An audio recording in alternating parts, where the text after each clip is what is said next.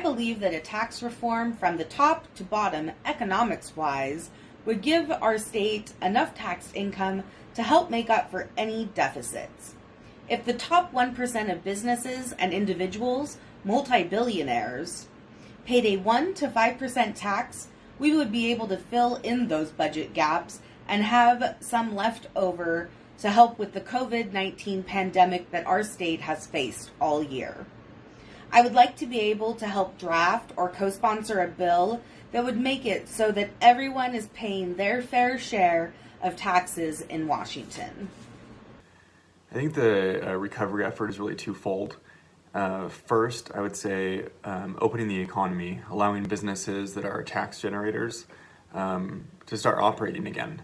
It simply doesn't make sense to shut down the employers and the taxpayers and then expect government spending to continue. So that's one. And then secondly, I would say calling a special session of the legislature to start the process of budget reduction.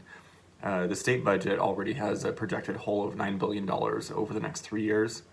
We really need to start that process now so the cuts are not as deep and painful as they're going to be in the future.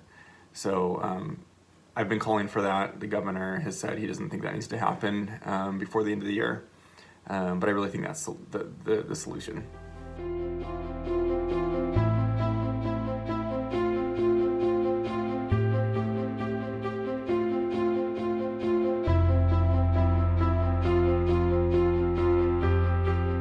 The best way to help create a thriving business environment relates to my main two platform points: accessible and affordable healthcare and housing. A business environment thrives best when its customers thrive. If we make sure that all Washingtonians have access to good healthcare and affordable housing, they'll be able to spend more at local businesses and we'll be able to put more money back into the economy to stimulate it. First, I think it's important that we do not impose additional taxes this next session. We're in a recession, and the last thing we need to do is increase the tax burden on businesses. We're already seeing proposals to do that through a payroll tax, and I really don't think that's the answer. Secondly, I think that entering this kind of a budget situation, the state is not going to have dollars to provide financial aid to businesses. So what I think we should be doing is reducing the regulatory burden on businesses. That's a way that we can help businesses reduce cost for operating without using additional taxpayer dollars. So those would be my two.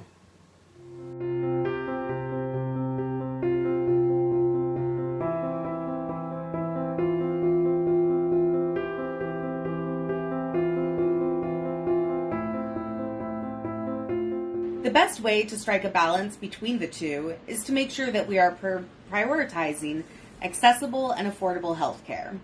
As we have seen with COVID-19, we can't just will our economy back into activity in the face of a pandemic. For my constituents to go to a local business, they must be healthy.